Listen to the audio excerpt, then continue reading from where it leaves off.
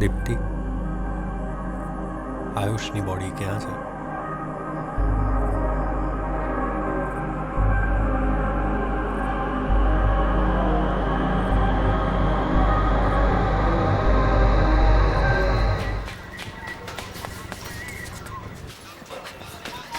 મારો દીકરો ઘરે પાછો નથી આવ્યો.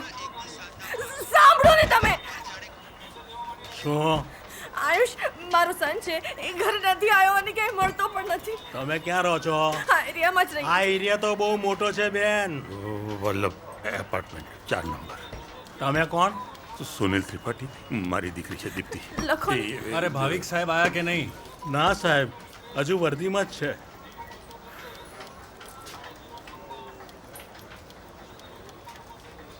મિસિંગ કમ્પ્લેન છે સાહેબ. સર, મારો સન આયુષ ઘરે પાછો નથી આવ્યો. શું ઉંમર છે એની? 12 વર્ષ. ચા પીવો છો? ચા મંગાવો. જી સર. આવો. નામ શું તમારું? દીપ્તિ. દીપ્તિ કેવા? દીપ્તિ શુક્લા. રહેવાનું ક્યાં? નજીકમાં છે, વલ્લભ અપાર્ટમેન્ટ્સ. વલ્લભ અપાર્ટમેન્ટ ઘણું મોટું છે મારો બેન. છોકરો નથી મળતો, મેડમ. એની વાત કરીએ ને. શાંતિ રાખો. આ પીએસઆઈ ભાવિક સાહેબ છે. ચાઇલ્ડ મિસિંગ કેસીસનો બહુ મોટો એક્સપિરિયન્સ છે અમને.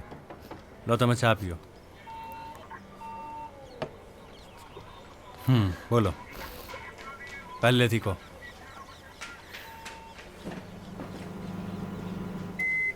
મને લેટ નહીં થાય ના, હું પહોંચી જઈશ ટાઈમ પર. હા, તો તમે ચાલુ કરો ને પ્રેઝન્ટેશન. ક્લાયન્ટને ઓપન ફાઇલ ના આપતી પીડીએફ જ બતાવજો. અને હા, એક કામ કર, ત્રીજી ફાઇલમાંથી કોમ્પોનન્ટ ટેબલ કાઢીને બતાવજે. 17મી સ્લાઇડમાં ના ખબર પડે તો ના બતાવતી. અરે, બધું સમજાયું હતું ને તને કાલે? Okay bye. આ મમ્મી દુખે છે યાર. હા, તો સીધો ઊભો રહે ને. પણ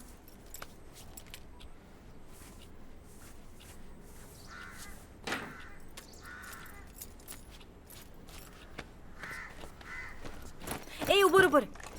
લેટ થાય છે મમ્મા. બાબા, ટાઈ ટાઈ. Tata bye bye. આયુષ, ધ્યાનથી.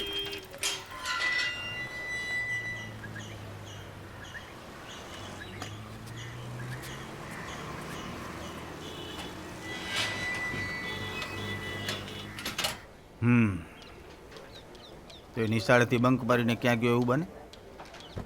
મને પણ એ જ વિચાર આવેલો, પણ એ છેક સાંજ સુધી ઘરે નથી આવ્યો. એને ભૂખ લાગી તો આવી જાય ને. પૈસા પણ નથી એની પાસે બહાર ખાવાના. અને આજ દિન સુધી એને બંક નથી માર્યો. છોકરાઓ મા બાપને પૂછીને થોડા બંક મારે બેન. ચાલો ક્યાં? ઘરે. આયુષ કદાચ પાછો આવી ગયો હોય. સર, દીપ્તિ વિશે મારે તમારી સાથે વાત કરવી હતી. તમે તો મીનાક્ષી પટેલ, દીપ્તિના ઘરની સામે જ રહું છું. હા હા, આવો.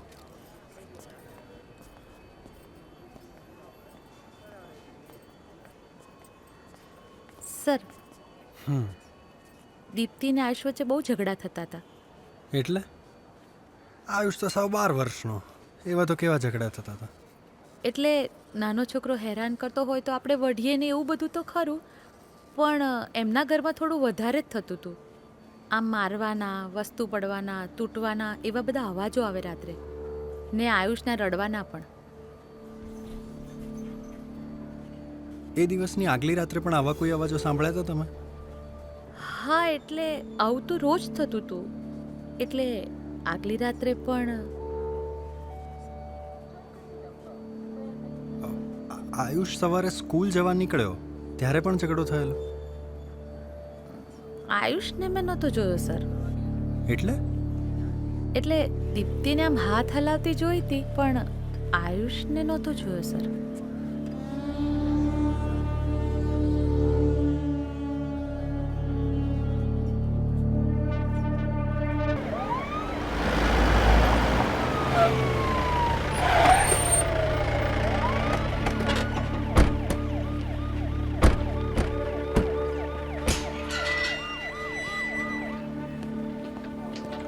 આયુષ મળ્યો?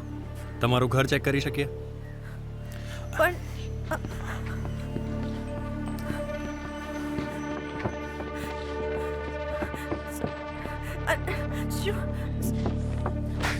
સર સર મારો આયુષ ક્યાંથી ખબર પડી પડી જશે. તમે છેલ્લે આયુષને ક્યારે જોયો હતો? કેમ તમે છેલ્લે ક્યારે જોયેલો એ કહો ને બેન. સર તમને કીધું તો હતું સ્કૂલે ગયેલો એ સવારે. કેમ હું પૂછું છું ને અહીંયા શું શોધો છો તમે? બરાબર.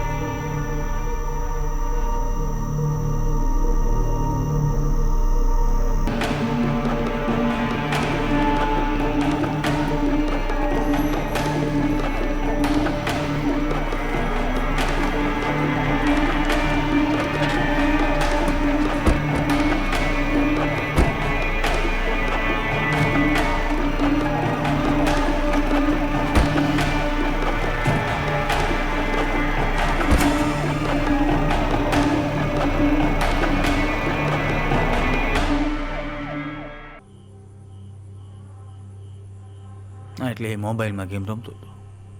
પછી તમે શું કર્યું? એ મૂકતો નહોતો એટલે મેં મોબાઈલ ખેંચી લીધો. પછી પછી પછી કઈ નહીં, એને ના ગમ્યું ને રૂમમાં જઈને સૂઈ ગયો.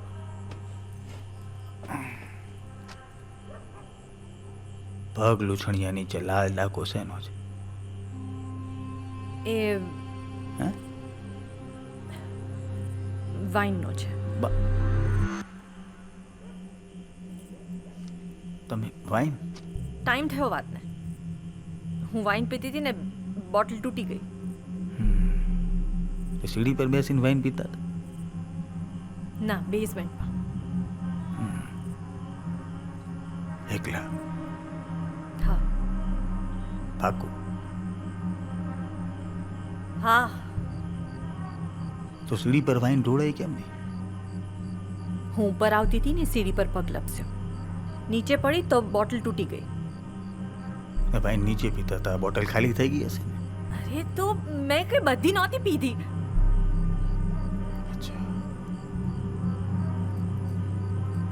તમે રોજ લો છો? ઓકેશનલી જ પીવું છું. કૂતરાને લોહીની સુગંધ આવી છે દીપ્તિ. વોટ? હા, એ હું પડી નીચે તો વાઇનની બોટલનો કાચ વાગેલો મારા પગમાં અને લોહી ડાઘો નીકળેલું. છુપાડ્યો કેમ? છુપાડ્યો નહોતો. એ વખતે થોડી ટિપ્સી હતી એટલે ડોરમેટ ટીપ્સી એટલે ચડી ગઈ હતી. ચડી ગઈ. બરાબર. એટલે ડોરમેટ ઊંધી કરીને સૂઈ ગઈ કે કાલે સાફ કરી દઈશ, પણ પછી ભૂલી ગઈ. ના એટલે કાચ સાફ કર્યો ને પગ લૂછણ્યું નહીં. એ આયુષને વાગે નહીં એટલે. પણ તમે મને કેમ આવા ફાલતુ સવાલો કરો છો? મારા આયુષને શોધો ને. કલાકોથી એક તો અહીંયા બેસાડી રાખી છે. પપ્પા ક્યાં છે એ પણ નથી કહેતા. તમે પહેલા જઈને મારા આયુષ્ય શોધો. આટલા દિવસો થઈ ગયા છે. ક્યાં હશે, કેવો હશે એની કઈ પડી નથી ને તમને. હવે હું જઈને શોધું છું એને. ચૂપ બેસ.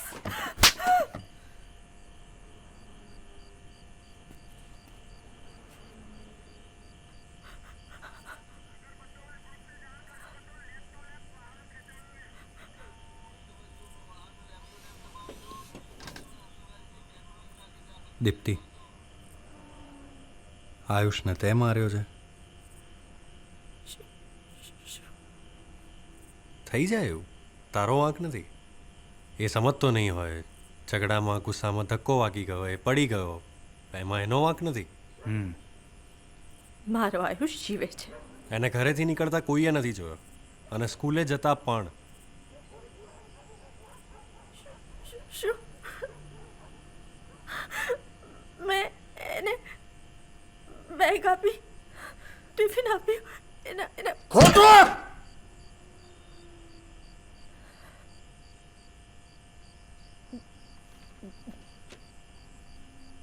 દીપ્તિ, એક માં હતી, એને 3 માસનું બાળક હતું.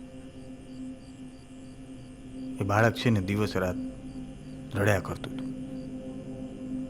માં એને દૂધ પીવડાયા કરે.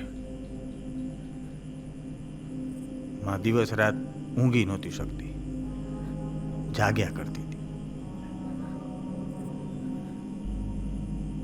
એક રાત્રે બાળક જોર જોરથી રડવા લાગ્યું. માં એટલી ત્રાસી ગયેલી કે ઊભી થઈને બાળકની છાતી પર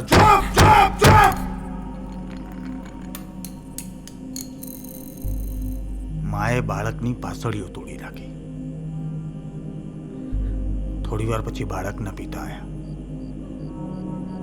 એણે જોયું કે માં બાળકને ખોળામાં રાખીને રડતી હતી અને બોલ્યા કરતી હતી કે એ ચૂપ નહોતો થતો.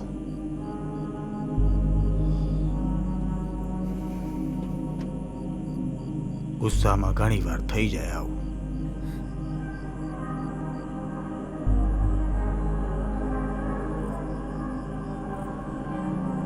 દીપ્તિ, આયુષની બોડી ક્યાં છે?